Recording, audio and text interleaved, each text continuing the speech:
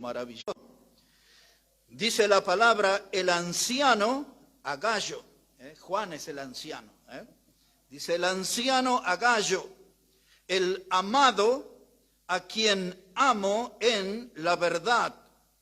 Amado, yo deseo que tú seas prosperado en todas las cosas y que tengas salud, así como prospera tu alma.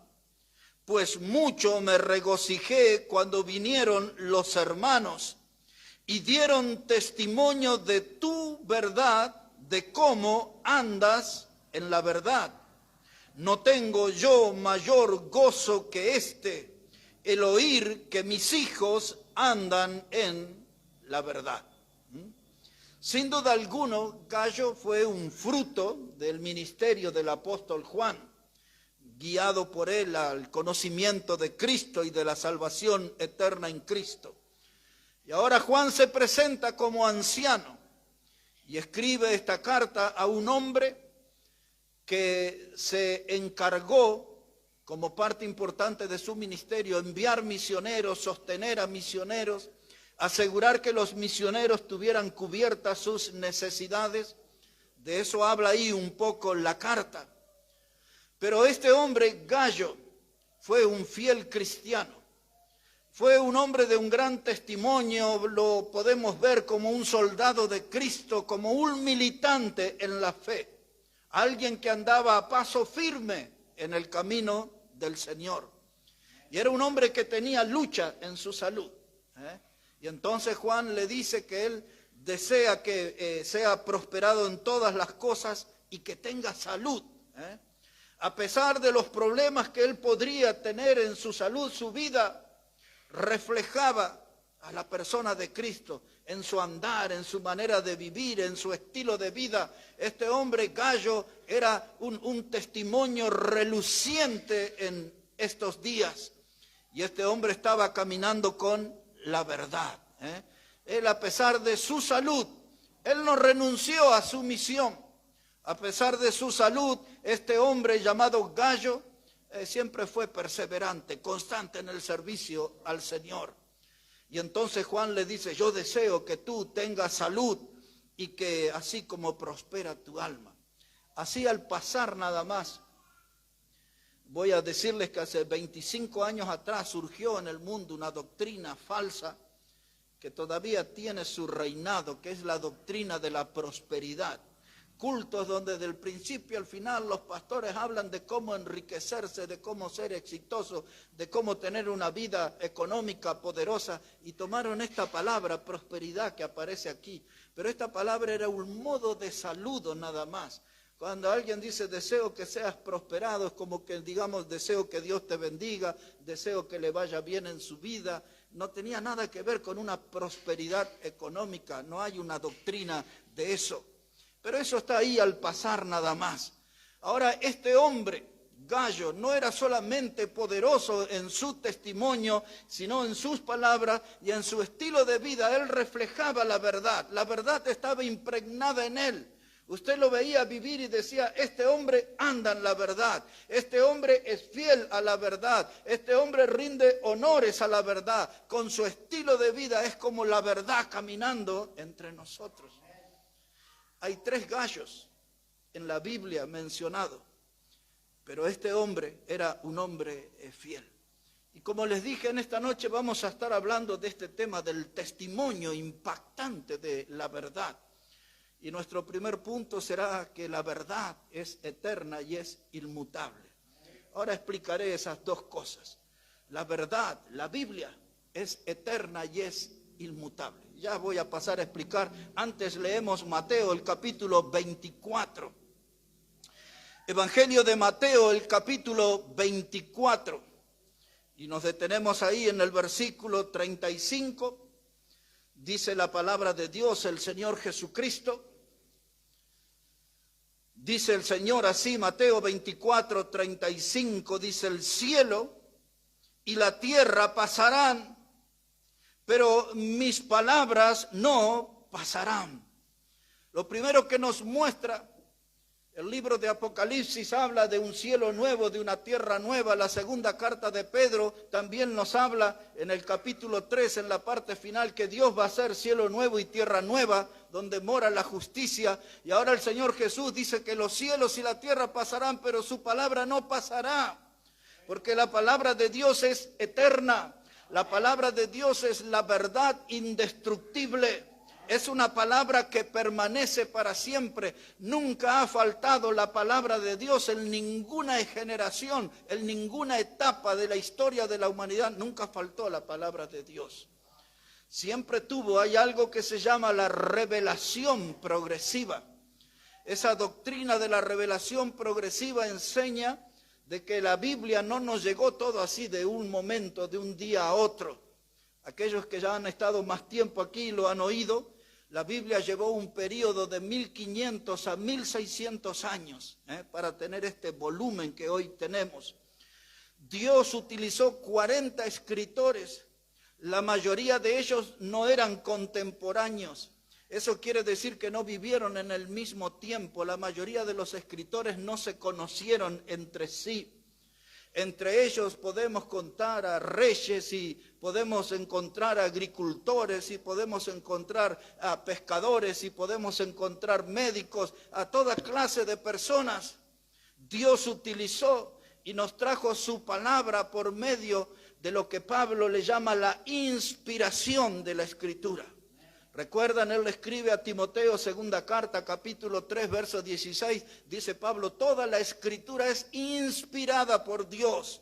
Y después sigue útil para enseñar, redarguir, corregir, instruir en justicia, a fin de que el hombre de Dios sea perfecto y enteramente preparado para toda buena obra. La primera parte, toda la Escritura es inspirada. La palabra inspiración significa soplo, exhalar. Respiro y exhalo. Así dice el doctor, ¿no? Así nos llegó la palabra. La palabra es un soplo de Dios. Cuando Dios, el mismo modo que creó al hombre, tomó del polvo de la tierra y sopló aliento de vida, y nació el hombre. Y Dios sopló un día su palabra, y esta palabra se transformó en una verdad eterna, en una verdad indestructible. Los hombres en diferentes etapas trataron de terminar con la verdad, de apagar la voz de la verdad. Entre ellos los césares romanos estuvieron empecinados en terminar con la palabra de Dios. Ellos anunciaban, muchos de ellos, el final de la palabra de Dios, pero esta es la palabra viva, es la palabra eterna.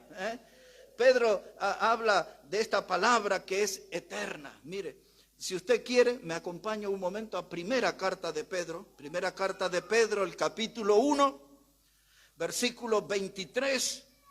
Estamos hablando de la Biblia como la verdad eterna.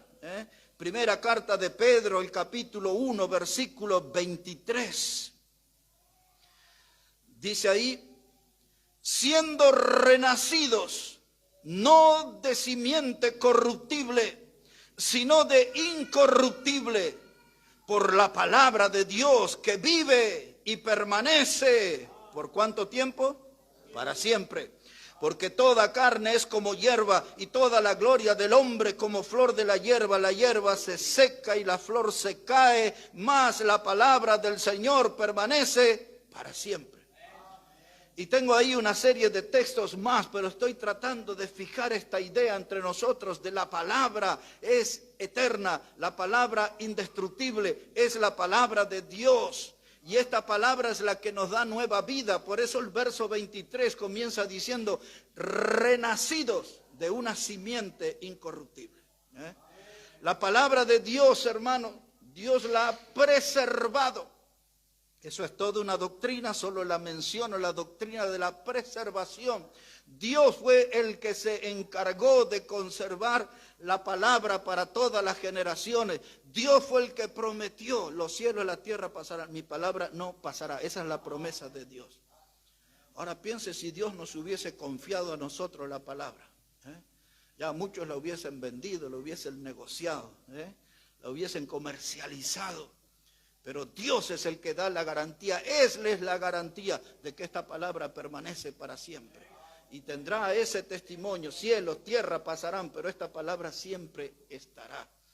Ahora deme atención porque solamente voy a citar un renglón de un salmo que dice, para siempre, oh Jehová, permanece tu palabra en los cielos. Otra vez, para siempre, oh Jehová, permanece tu palabra en los cielos. Ese es el Salmo 119, verso 89.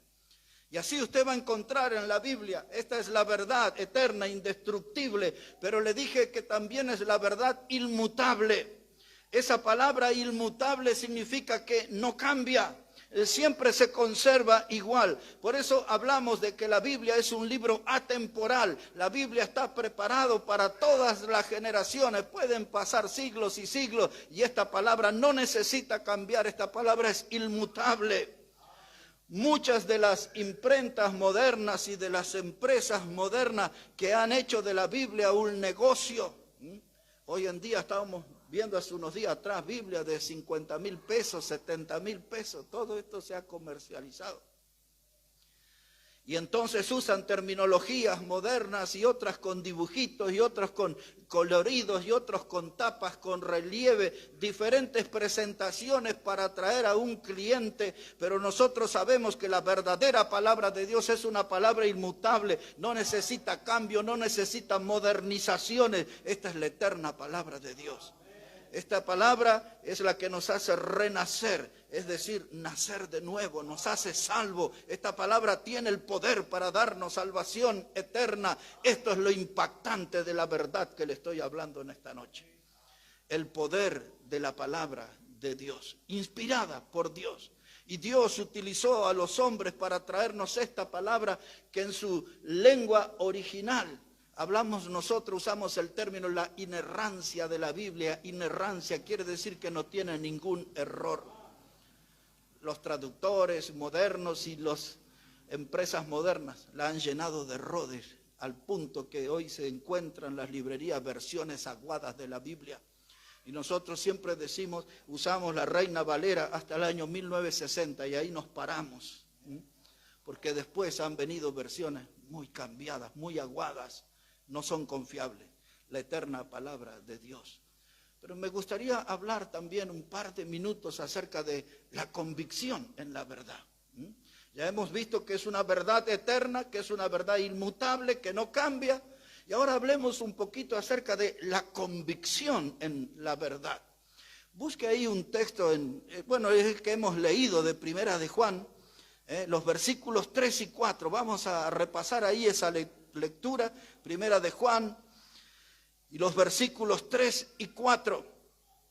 Dice Juan, pues mucho me regocijé cuando vinieron los hermanos y dieron testimonio de tu verdad y de cómo andas en la verdad.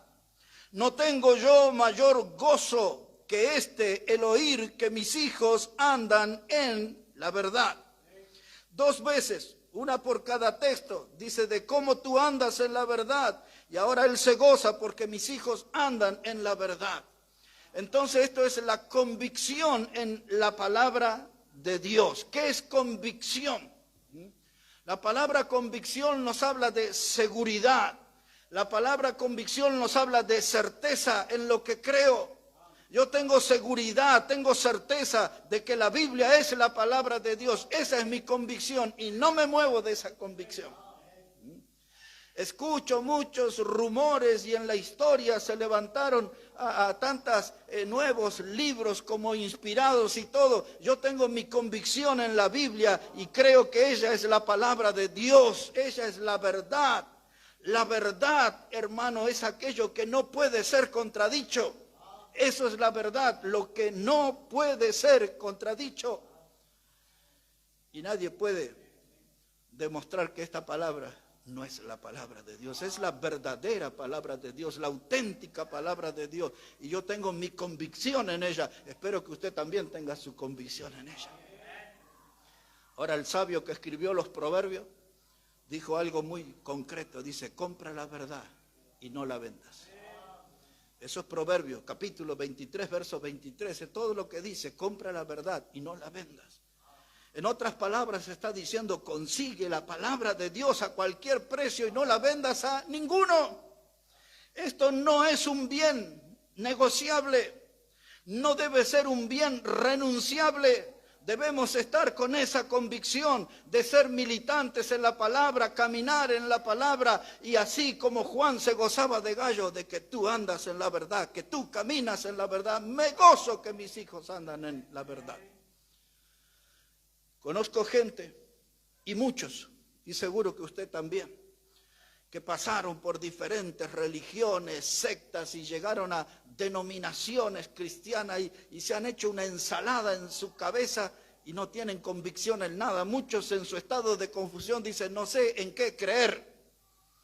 Pues esta palabra es lámpara a nuestros pies, es lumbrera en nuestro camino, dice el libro de Salmos, y en ella está puesta mi convicción. Yo tengo seguridad, yo tengo certeza, no me queda ni una duda de que la Biblia es la palabra de Dios, la convicción en la palabra. Este hombre Gallo creía que la Biblia era la verdad eterna e inmutable. Él también creía que la Biblia era la palabra de Dios y tenía su convicción en ella y andaba y caminaba con ella.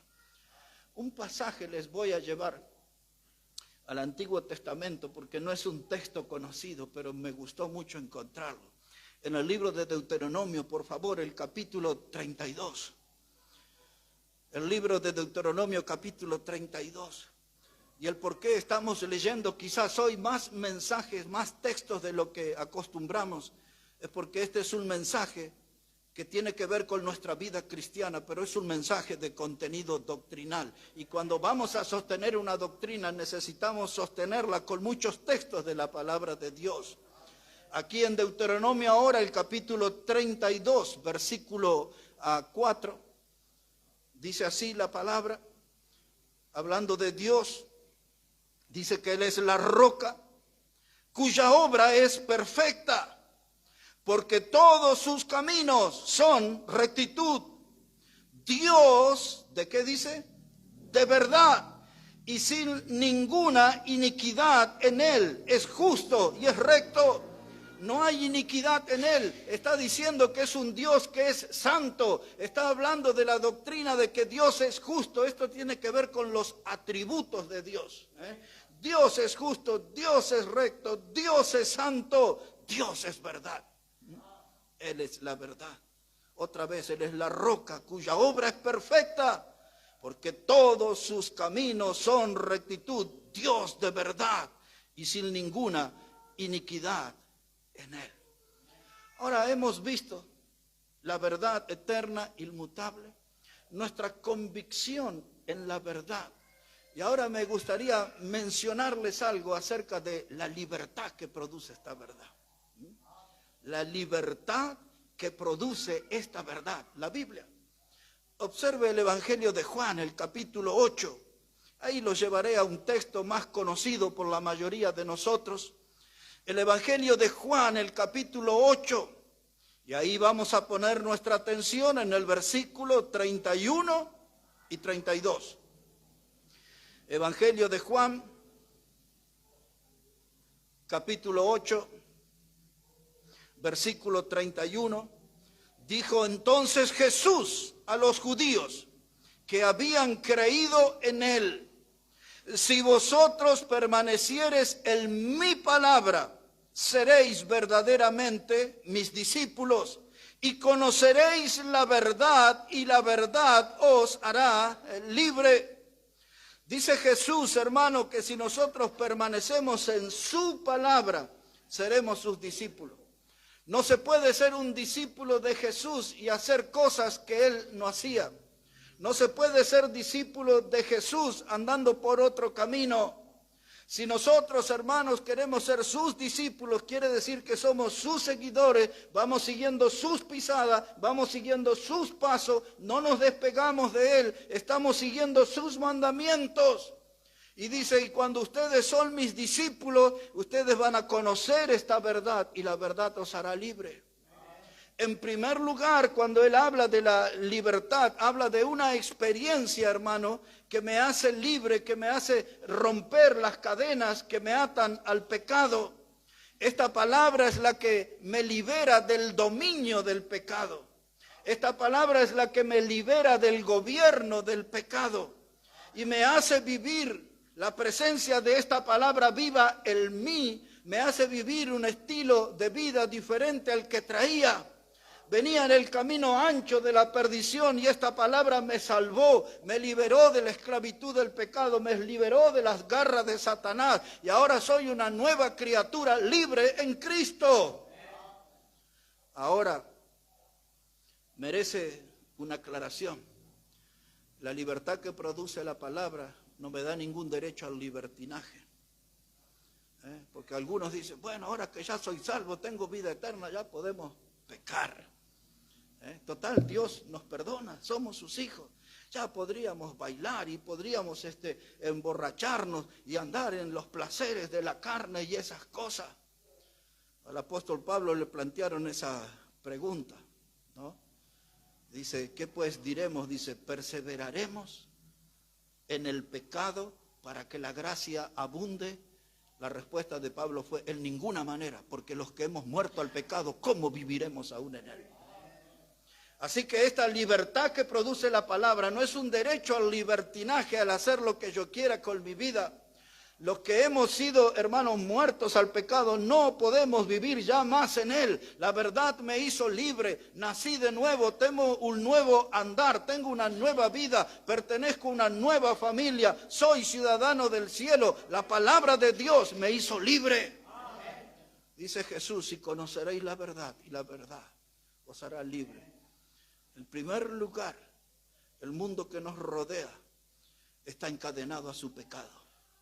Y después el pecado tiene diferentes manifestaciones, tiene diferentes rostros feos. El pecado de los vicios, de las adicciones, el pecado de las inmoralidades, el pecado de la envidia y todo lo que usted conoce, tiene diferentes caras el pecado. Pero cuando yo conozco esta verdad, me libera de todos esos pecados y me hace vivir una vida nueva en Cristo. Hermano, no podemos perder ese privilegio. El privilegio de la vida nueva. Dice Jesús, si ustedes siguen mis mandamientos, entonces seréis mis discípulos. Si no, serán algunos cristianos como de nombre nada más, que usan el nombre, pero no tienen el estilo de vida de un cristiano, el andar de un cristiano verdadero. Somos desafiados, hermanos, somos animados a seguir sus pasos, a seguir sus pisadas. No perdamos la oportunidad de seguir a Cristo. No somos seguidores de líderes religiosos, no somos seguidores de gente que se presenta como iluminados en nuestro mundo. Nosotros somos seguidores de Cristo. Hermanos, la palabra verdad es lo que produce libertad en mí. Hemos dicho, es una palabra eterna, inmutable. Mi convicción en la palabra, la libertad que produce la palabra de Dios. Y ahora quiero hacerles un comentario que ustedes ya lo han oído, que Jesucristo es la verdad. Jesucristo es la verdad. Vamos, aquí estamos en Juan, busquen el capítulo 1 de Juan, verso 14. Evangelio de Juan, el capítulo 1 y versículo 14. Así dice la palabra de Dios, Juan 1, verso 14, dice, y aquel verbo fue hecho carne y habitó entre nosotros y vimos su gloria como la del unigénito del Padre, lleno de gracia y de, ¿qué más dice? Y de verdad. Así que cuando Jesús se presentó, vino lleno de gracia y de verdad. Sabemos que el verbo, la palabra que se utiliza acá y en el versículo 1, el verbo se refiere a Jesús. Dice, en el principio era el verbo y el verbo estaba con Dios y el verbo era Dios. Quiere decir que Jesús era Dios hecho carne. Un día uno de sus discípulos llamado Felipe le dijo a Jesús, dice, muéstranos al Padre y nos basta. Y Jesús le dijo, Felipe, si tú me has visto a mí, has visto al Padre. El verbo se hizo carne, lleno de gracia y de verdad. Y ahora el texto que usted quiere oír, Juan capítulo 14, Juan 14, versículo 6. Evangelio de Juan, el capítulo 14 y el versículo 6. Jesús le dijo, yo soy el camino y la verdad y la vida. Y nadie viene al Padre si no por mí. Jesús dice, yo soy el camino, pero también soy la verdad. Los filósofos dicen que tienen su verdad. Los políticos dicen que tienen su verdad. Los científicos dicen que tienen su verdad. Pero Jesús se planta y dice, yo soy la verdad. Yo soy la verdad. ¿Tenemos esa convicción? ¿Realmente tiene usted pruebas suficientes de demostrar que Jesucristo es la verdad? ¿O usted abraza otra religión, otras creencias, anda en un ir y venir, va cambiando sus creencias? Gallo era un hombre que caminaba en la verdad, vivía la verdad, experimentó la verdad, tenía sus convicciones en la verdad. Y hermanos, Jesús es la verdad. Y él dice, yo soy el camino. Él es la forma ofrecida para que el hombre pecador se encuentre con el Dios eterno y salvador. Él es el camino, no hay otro camino para llegar a Dios. Él dice, yo soy el camino, yo soy la verdad. No estoy hablando aquí una falsedad, no estoy hablando aquí algo que está teñido de falsedad. No, dice, yo soy la verdad y el único camino hacia Dios es Cristo. Pablo le dijo a Timoteo, hay un solo Dios y un solo mediador entre Dios y los hombres, Jesucristo hombre. Y escribe la Escritura en Hechos 4:12, no hay otro nombre bajo el cielo dado a los hombres en que podamos ser salvos, solo en Cristo. Él es el camino, no hay otro camino. Hay algunos que hace como un cuarto de siglo atrás comenzaron a ser militantes de una creencia que se llama la pluralidad teológica.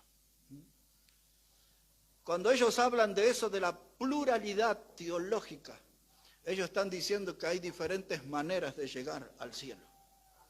Entre otros, hay grupos religiosos que dicen que pueden llegar al cielo por María, la que es mencionada como Virgen y Madre de Jesús.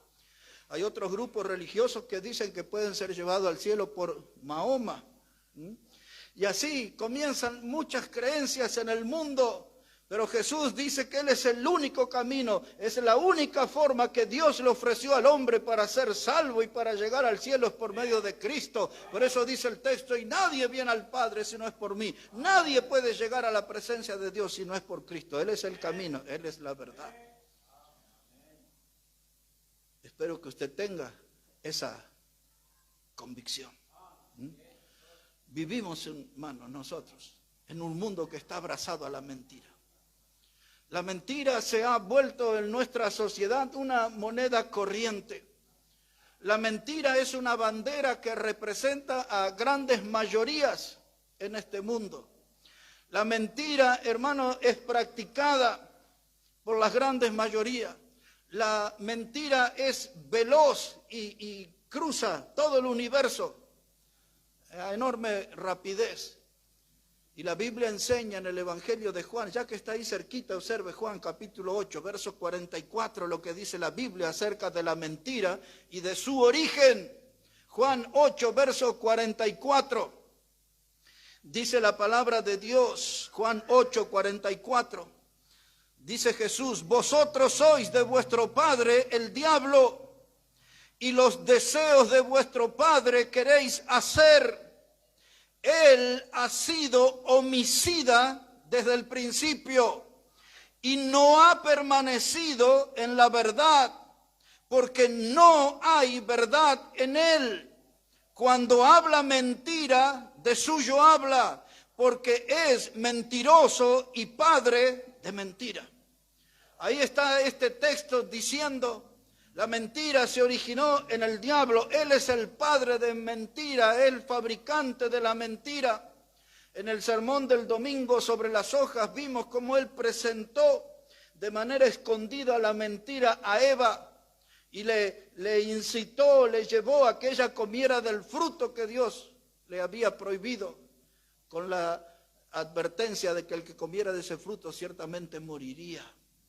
Él es el padre de mentira. Y este mundo cada vez, aunque un cristiano miente, cada vez que un cristiano miente, esas son alabanzas para Satanás, el padre de la mentira.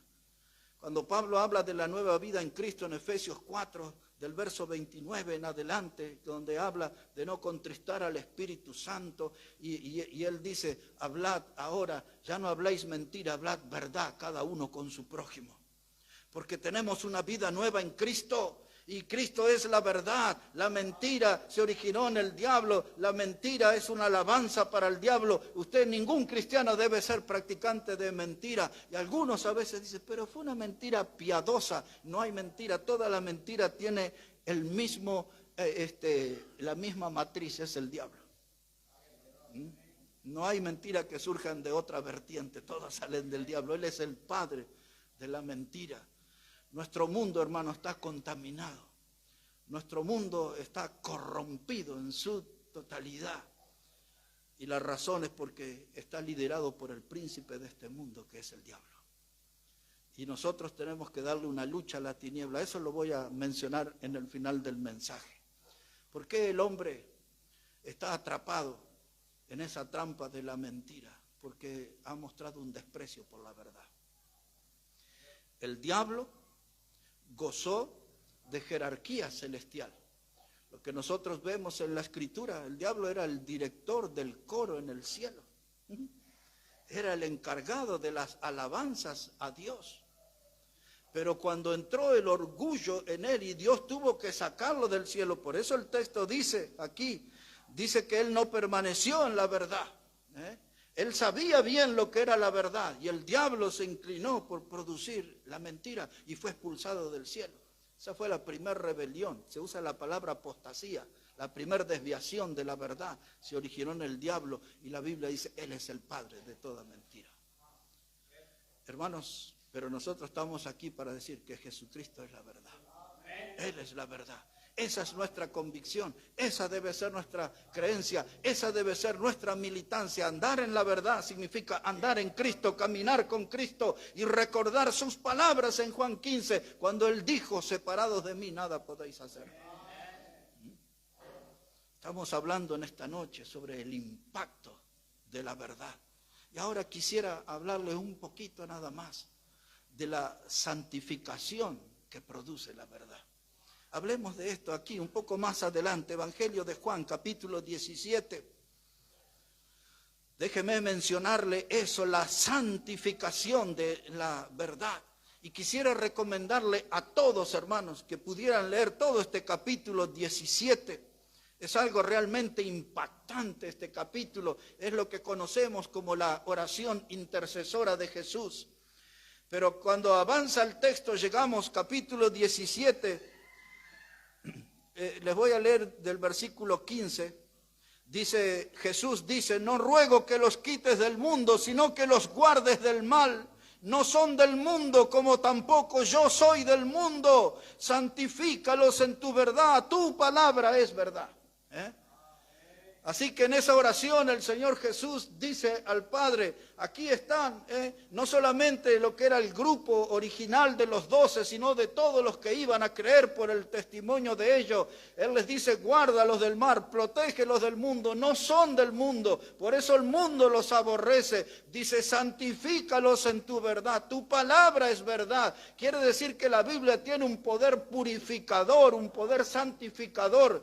La palabra santo, hermano, significa separado para Dios, apartado para Dios. La Biblia tiene poder de separarnos para Dios. Y si hoy estamos aquí es porque ya la Biblia hizo su obra en nosotros. Estamos apartados para Dios, separados para Dios. ¿Acaso alguno de ustedes puede recordar lo que dice la palabra en el Salmo 119 y el versículo 9? Empieza con una pregunta, ¿con qué limpiará el joven su camino? ¿Y la respuesta cuál era? Con guardar la palabra. Esta palabra tiene poder para santificar, para limpiar, tiene poder purificador. ¿Con qué limpiará el joven su camino? Con guardar la palabra de Dios. La palabra de Dios, hermano, tiene un poder santificador. Cuando el escritor a los Hebreos escribió en el capítulo 4, versículo 12, refiriéndose a la Biblia, a la palabra como la espada cortante de dos filos que penetra hasta los profundos y usa la palabra tuétano, ¿recuerda? Ahí algunos de ustedes, si les gusta el puchero, el osobuco ahí, lo que está dentro del hueso, ese es el tuétano. hasta lo más profundo llega la palabra de Dios. ¿Y para qué hace eso? Para apartarnos del mal, para apartarnos del mal camino, para apartarnos de las tinieblas y meternos en senderos de luz. Hermanos, la palabra de Dios es la espada cortante de dos filos. Ahí para nosotros es como la idea del bisturí que maneja el cirujano y hace la operación y separa el cáncer, el tumor o lo que está haciendo daño en el cuerpo, ahí con su bisturí. Ese es lo mismo que hace la palabra, saca todo lo que nos contamina de nuestra vida y nos purifica. Dice Jesús, Padre, santifícalos en tu verdad, tu palabra es verdad. Por eso hemos elegido este tema en esta noche, hablar de lo impactante, hermanos, del testimonio impactante de la verdad. Una última cosa diré, y quizás podríamos, en la segunda carta de Juan les voy a mencionar nada más, que es un capítulo también. Ahí habla mucho de esto, de la verdad y de andar en la verdad, así que quizás retome el tema en otra reunión usando el capítulo 2. Pero lo último que voy a hablar sobre la verdad es que ella debe ser un distintivo, debe ser una bandera para cada uno de nosotros. Hablemos de la bandera de la verdad. Por favor, en el Salmo 60, y en el versículo 4, hace muchos años que he escrito sobre este salmo y lo quedó ahí registrado en libros y de aquí creo que voy a sacar el título para una nueva revista que queremos hacer aquí en la iglesia, de Alzando Bandera por la Verdad. Así queremos llamarla. Antes teníamos otra revista que se llamaba Gritos de Batalla, pero ahora quisiera hacer una nueva para las obras bautistas llamada Alzando Bandera por causa de la verdad. Observe aquí Salmo 60, versículo 4. Dice la palabra de Dios, has dado a los que te temen bandera, que alcen por causa de la verdad. El principio de la sabiduría, dice Proverbios, es el temor a Jehová. Y ahora dice aquí la palabra, has dado a los que te temen bandera para que alcen por causa de la verdad. No es una bandera para ser olvidada, no es una bandera para ser abandonada, no es una bandera, hermanos, para arrugarla y dejarla en un costado, no. La verdad de Dios es una bandera que debe ser exhibida, debe ser levantada. La bandera de la verdad debe ser puesta en alto. El mundo necesita ver esa bandera. ¿Qué es una bandera? Es un distintivo.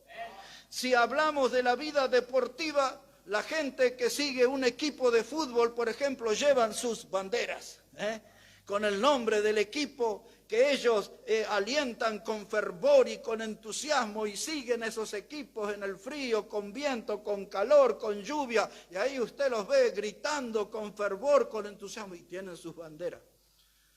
Esa imagen siempre me confronta cuando los cristianos vamos a ser así de fervorosos por la causa de Cristo. Esos locos andan debajo del agua y viajan kilómetros y kilómetros y se van de Buenos Aires a Mendoza y al sur y siguen a sus equipos y gritan y gastan plata y todo y pierden y se amargan y al otro domingo otra vez andan con sus banderas gritando. Y, ¿cuándo los cristianos seremos así? Hoy llueve, no voy a la reunión. Hoy hace calor, no voy a la reunión. Es medio frío, hoy me da pereza, no voy a la reunión. Tenemos que aprender a levantar bandera por causa de la verdad. Los políticos, mírenlo, en estos días andan todos enfervorizados, todos con sus banderas. Uno con la del león y la otra, ya vio todos ustedes en la tele. Y gritan, ¿no? Y están y hacen sus marchas y todos, y tienen las banderas de sus partidos políticos. Los piqueteros tienen sus banderas y ahí andan todos, y tocan tambor y dominan la 9 de julio en el centro y se mueven en grandes multitudes. ¿Y dónde están nuestras banderas, las de los hijos de Dios? Porque la Biblia dice que Dios nos ha dado la bandera. ¿Dónde la dejamos? ¿Dónde la olvidamos? ¿En dónde nos descuidamos? ¿Dónde la perdimos? Dice, nos has dado bandera para que alcen por causa de la verdad. Alguno va a tener que recuperar la memoria en esta noche, a ver qué hizo con su bandera de la fe. ¿Qué hizo con esa bandera que era el distintivo que la gente se enteraba que usted era un hijo de Dios, que usted era un seguidor de Cristo, que usted estaba comprometido con la causa del Evangelio. ¿Dónde está esa bandera? ¿Dónde quedó esa bandera? Porque Dios está esperando que alcemos esa bandera por causa de la verdad.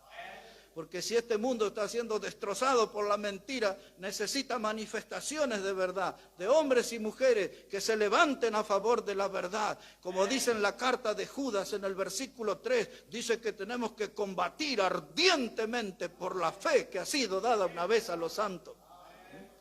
No olvidemos las palabras de Pablo que siempre retumban como un eco. Dice, yo he peleado la buena batalla, he acabado la carrera y he guardado la fe. Quiero traer a la memoria de ustedes un pasaje. No es necesario que lo busquemos, pero vamos a recordarlo.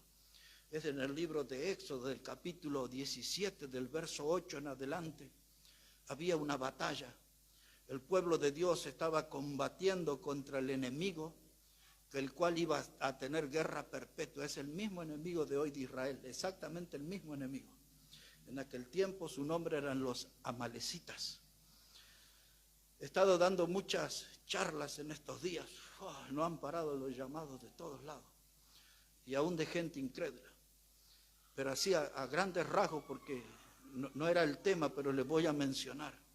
Todo esto que se está viviendo y que se vive bastante seguido, pero ahora estos días con otra dimensión. En esta guerra de Israel, todo comenzó con dos hermanos que nacieron unidos por los tobillos. Uno de ellos se llamaba Esaú y el otro se llamaba Jacob. Esa es la raíz de todo ese problema. Y cuando pasa el tiempo, la ley decía que el menor tenía que servir al mayor. Pero un día, al venir del campo con hambre, Esaú vio que su hermano Jacob estaba haciendo un potaje, un guiso de lentejas. Y entonces Esaú le dijo, dame de ese guiso y yo te daré mi primogenitura.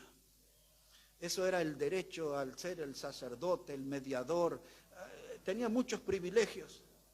Y él dice, yo renuncio a todo eso, total, si yo me voy a morir. Cuando usted lee esa historia ya en el Nuevo Testamento, siglos después, dice el escritor a los hebreos que Esaú quiso recuperar su primogenitura con lágrimas, pero no pudo. Y entonces ahora era Jacob, y ahí se cambian los nombres. Jacob pasa a llamarse Israel, es el nombre de él, Israel. Y Esaú pasa a llamarse Edom. Luego hay un valle que se llama Valle de Edom, Valle de Josafat, Valle de Megiddo, es el mismo valle, va a ser donde será la batalla de Armagedón. Pero este hombre, Esaú, tuvo un nieto, y aparece ahí en Génesis 35, se llamaba Seir. El profeta Jeremías habla de los montes con la sangre de Seir y todo eso. Y luego tiene un nieto, Seir, que se llamó Amalek, del cual Dios dijo, tendrás guerra perpetua contra él. Se lo dijo a Moisés. Y tuvo un nieto que se llamó Amán, que aparece en el libro de Esther, y que odiaba a los judíos y mandó a hacer una horca para matar al líder de los judíos, que se llamaba Mardoqueo. Y luego Amán termina muriendo en su misma horca. Y luego enseña a la historia, no va a encontrar esto en la Biblia, los edomitas vivían allá en ese monte tan alto donde tenían una sola entrada con un camino angosto, y un día ellos invitan a una tribu árabe que se llamaban los nabateos. Los nabateos después de la comida se levantan y matan a los edomitas, y algunos lograron huir. Y luego, escondidos en la historia, se cambiaron el nombre. Ya no se llamaban edomitas. Tiene que leer el libro de Abdías, tiene que leer ese libro, Abdías, donde Dios habla cómo los iba a bajar desde las montañas a ellos. Y luego que se van, los que sobreviven se cambian el nombre y se llamaban los idumeos. El idumeo más famoso que todos nosotros conocemos es Herodes el Grande, el que mandó a matar a los niños en los días de Jesús. Los tres Herodes eran asesinos, Herodes el Grande, Herodes el tetrarca. Uno mandó a matar a los niños en los días de Jesús, el otro mandó a matar a Juan el Bautista, y el otro en Hechos 13 mató a Jacobo espada. Todos eran de una casta asesina. Bueno, no es mi mensaje, pero de ahí viene toda la raíz del conflicto que hoy se ve. Ahí está en la Biblia, lo explica todo bien. Ayer le explicaba a una de mis hijas que vino a visitarme todo cómo se terminó con el imperio otomano, el imperio de los turcos de siglo, cómo terminó todo eso y cómo surgieron todos estos grupos que hoy tienen sus raíces en el nombre de ISIS, Hezbollah, Hamas y todo eso. En el año 70 después de Cristo vino Tito Vespasiano, era el general romano que luego se transformó en emperador, mató 1.100.000 judíos. Muchos de los judíos tiempos después huyeron a una montaña que se llama Masada y allí resistieron durante 3 años. Esa montaña los romanos tuvieron que destrozar toda una montaña, pulverizar una montaña para construir caminos para llegar hasta Masada. Y cuando lo iban a lograr, todos los judíos que estaban resistiendo a los romanos se tiraron al precipicio, se quitaron la vida antes de ser prisioneros. En ese lugar llamado Masada, cada soldado, cada hombre, mujer hoy de la nación de Israel que es tomado por soldado hace su juramento de fidelidad en Masada. Bueno, hay mucha historia, no era mi tema, pero para que vea todo eso de lo que está pasando. Hermanos, déjenme volver aquí por un momento. Dice Dios que Él nos ha dado bandera para que alcemos por causa de la verdad. La historia está llena de hombres y mujeres comprometidos con la fe, comprometidos con la palabra. Gente que estaba, hermanos, en serio en esto. El mundo está dando sus señales. Cada vez que suceden estas cosas, ya la gente empieza a olvidarse de la guerra de Ucrania y de Rusia y todo eso está en un estado terrible ahora en estos días. Pero eso no está en las principales noticias. En los últimos 2 meses, 3 naciones de África, golpes militares, muertos por todos lados. Y todo eso viene a nuestra memoria, las palabras del Señor de Mateo 24, iréis de guerra, rumores de guerra, aún no es el fin, eso es principios de dolores. Y nosotros tenemos que tomar conciencia del día que estamos viviendo y volver a nuestro texto y decir, ya es hora de levantar bandera por causa de la verdad. Es hora de empezar a pisar firme en el camino del Señor. En esa batalla de Éxodo 17 que le estaba contando, es la que usted recordará, que para que el pueblo de Israel prevaleciera en la batalla, Aarón y Hur tenían que levantar las manos de Moisés, ¿se acuerdan? Cuando las manos de Moisés se cansaba, bajaba los brazos, iban ganando los amalecitas. Y luego cuando levantaban los brazos, y así fue hasta que Josué pudo terminar con los amalecitas. Y Dios le dijo a Moisés estas palabras, tendrás guerra perpetuas con ella. Y Dios le dio a ellos una bandera. Y dice Dios, mi nombre es Jehová Nisi. Jehová Nisi, Dios es nuestra bandera. Y eso no podemos olvidar. Hay que leer esa historia todo en su casa hoy. Y Dios es nuestra bandera, Jehová Nisi. Él va adelante en la batalla. Él es nuestra bandera. Dice, nos ha dado una bandera para que alcemos por causa de la verdad. Les voy a llevar a un texto final y espero que se queden con deseo de aprender más sobre la verdad. Porque de esto se trata, de la verdad, de el impacto, hermanos, del testimonio de la verdad. Vamos a terminar hoy en Efesios capítulo 6. Busque ahí, por favor, Efesios el capítulo 6. Y voy a usar el verso 14 para terminar con nuestro mensaje hoy. Efesios el capítulo 6, versículo 14. Dice la palabra de Dios, todo el contexto viene hablando de la armadura del cristiano. Recuerdan que dice que nuestra lucha no es contra carne, ni sangre, ni principado, ni potestades, huestes de maldad de las regiones celestes. Y entonces Dios nos ha dado una armadura para combatir contra todas esas fuerzas del mal. Y llega al versículo 14 y dice así. Dice Pablo, está pues firmes, ceñidos vuestros lomos. ¿Con qué cosa? Con la verdad, y vestidos con la coraza de justicia. Nos detenemos en esa frase, dice, y ceñidos vuestros lomos con la verdad. Esa palabra, hermanos, ceñidos, significa ajustarnos. La palabra ceñido significa apretujarnos, arroparnos. Como en el invierno, que nos ponemos ahí, 3, 4 pulóveres, andamos ahí arropados y andamos así duritos, ¿no? Esa es la palabra, ceñidos, arropados con la verdad. Ese debe ser nuestro estilo de vida. Esa debe ser nuestra manera de vida. Cada día estar revestido de Cristo. Cada día estar arropados con la verdad, hermano. Y la razón se la mencioné, porque nos espera cada día una lucha terrible contra las tinieblas y sus poderes. ¿Y cómo vamos a combatir al diablo y sus secuaces? ¿Cómo vamos a combatir al diablo y sus agentes? ¿Cómo vamos a combatir al diablo y su reinado de tinieblas? Ceñidos con la verdad, comprometidos con la verdad, caminando con la verdad, usando la verdad, como lo hizo nuestro Salvador en la tentación del desierto. Cada propuesta del diablo, una respuesta con la verdad le dio. Cada ataque respondió él con la verdad. Y hermanos, así debemos, dice Pablo, andar ceñidos con la verdad. Déjenmelo decirlo en otros términos. Significa ceñidos con la verdad, que debemos vivir, que debemos convivir cada día con la verdad. Hermano, esa es nuestra carta de presentación como hijos de Dios, que andamos en la verdad. Dice Juan, dice, no hay mayor gozo para mí el saber que mis hijos andan en la verdad. ¿Qué estará pensando Dios cuando nos ve? ¿Nos verá en la verdad cada día? ¿Sentirá Dios que estamos comprometidos con la verdad?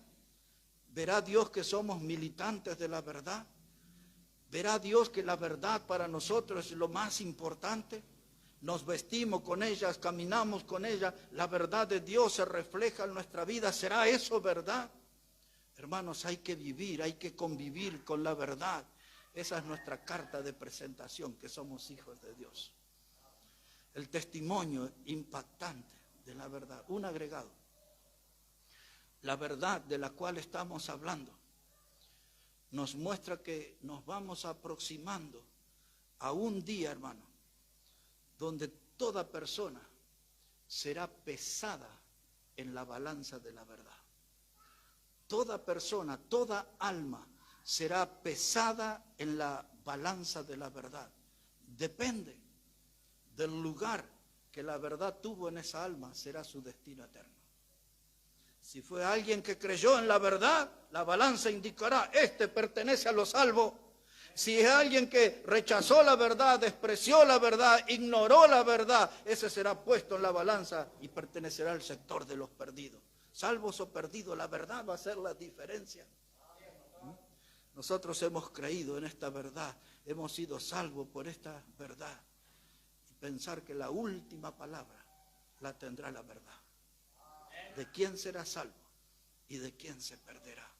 Si hay alguien aquí en esta noche que no está seguro en cuanto a la verdad, pues venga a Cristo. Él dijo, soy el camino, soy la verdad, soy la vida. Nadie puede ir a Dios, nadie puede ir al Padre si no es por Él.